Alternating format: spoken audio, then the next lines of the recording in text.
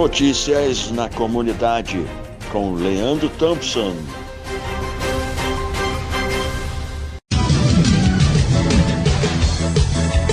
E aí pessoal, sextou, sou eu, Leandro Thompson, chegando aqui no nosso quadro Notícias na Comunidade, sexta-feira, 4 de outubro de 2024. Vamos lá?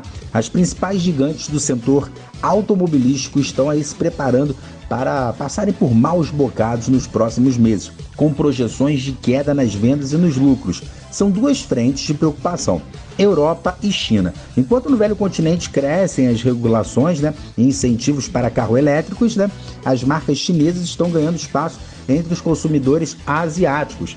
Em números, a participação de montadores estrangeiros na China caiu 64% em 2020 para 37% neste ano. Já na Europa, as vendas de carros novos caíram 18%, é o nível mais baixo em 3 anos. Com esse cenário, os lucros da Volkswagen e da Stellantis, que é fabricante da Fiat, Jeep, Peugeot, Citroën e Ram, devem cair 7 a 10% neste semestre, gerando fluxo de caixa negativo entre 5 a 10 bilhões de euros. No final, 2 caminhos estão sendo avaliados nas empresas, ou reduzir a produção para se adaptar à menor demanda ou oferecer descontos, o que pode prejudicar ainda mais nos lucros das empresas. Até nos Estados Unidos, a entrada de marcas chinesas no mercado tem incomodado os europeus. Isso porque, no geral, os carros chineses têm uma grande frota de elétricos e são mais baratos. Essa estratégia vai na contramão do que as montadoras ocidentais têm feito, já que os veículos elétricos são mais caros de produzir e não estão vendendo tanto o devido aos preços e a alta procura aí, no caso, para os chineses. O que está acontecendo? Os veículos chineses estão invadindo, a Ásia já dominou, agora na Europa está dominando, e mesmo tendo um elétrico de uma montadora famosa como Fiat, Volkswagen, Ford, das tradicionais, esses elétricos são mais caros que os chineses. A gente consegue perceber na nossa realidade, aqui no Brasil, muitos desses carros da BYD, BYD, elétricos aí, infestando as ruas, Então, chegando. E aquilo, infelizmente, está incomodando as empresas, mas é o capitalismo, Faz o seguinte, baixa o preço que nós, os consumidores finais, que iremos ficar bem felizes.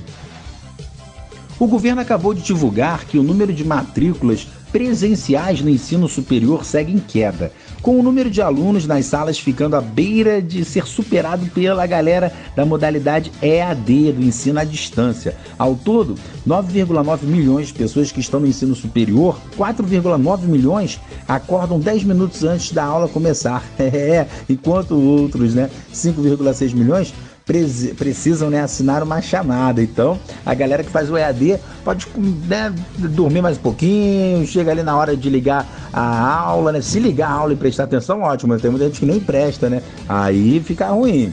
Olha só, gente, mas esse número deve ser superado em breve. Desde que começou na pandemia, o reinado do EAD, só aumentou, Começou só a aumentar aí essa modalidade online para vários cursos. Em 2023, a relação foi 66% EAD contra 34% presencial. Então, tá percebendo, aí muito mais EAD do que presencial. Estamos falando de uma forte mudança em um mercado de aproximadamente 60 bilhões anuais em faturamento, fora os mais de 30 bilhões destinados pelo governo federal às universidades aí presenciais. Há quem elogie a modalidade, falando em acesso e democratização, mas há quem critique, falando em pior formação dos profissionais. Os comentários aí são diversos. Tem gente que fala que é interessante, que conseguiu entrar na faculdade, até mesmo pelos preços mais acessíveis da EAD, e a galera que trabalha e consegue assistir a hora que pode, E tem outros que comentam que muitos cursos faz necessário a presença, a aula presencial, aquele encontro com o professor, a própria parte teórica sendo vista, fazendo ciência, vamos dizer assim. Então, é aquilo, tá aí uma polêmica, vamos dizer assim, uma galera que defende e uma galera que critica, E curiosidade, pessoal, apesar de ter se popularizado da pandemia para cá, o MEC passou a permitir cursos EAD em 1995, vocês acreditam nisso? Há muito tempo atrás que o EAD foi oficializado aí como uma forma de estudo, mas da pandemia para cá, 2020 para cá, teve um boom aí das universidades e dos cursos dessa modalidade à distância. Falando de eleição e um pouquinho de mobilidade urbana, a Secretaria de Ordem e Mobilidade Urbana aqui de Nova Friburgo anunciou que no próximo dia 6, domingão, haverá interdições de vias no entorno do cartório eleitoral.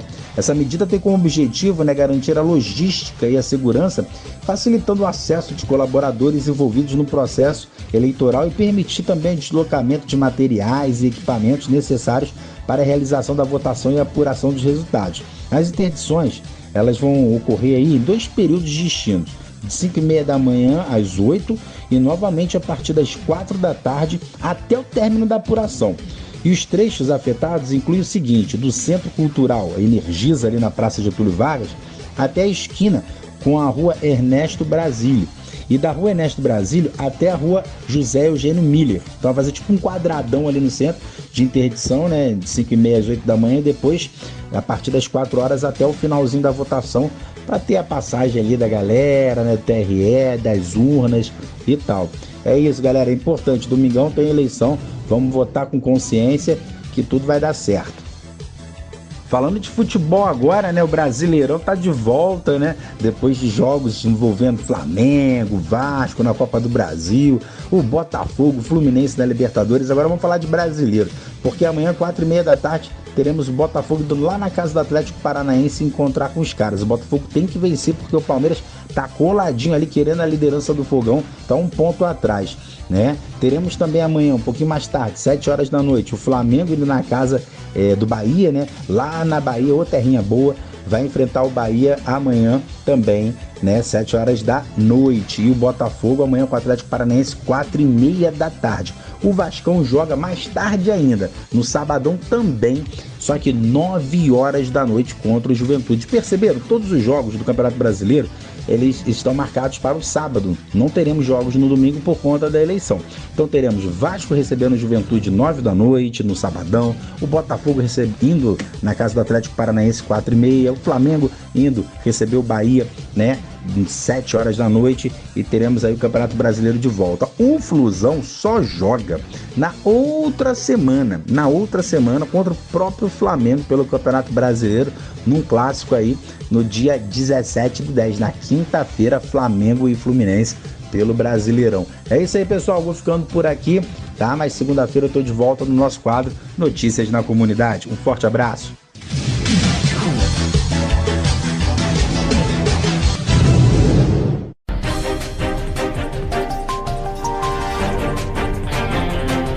Notícias na Comunidade, com Leandro Thompson.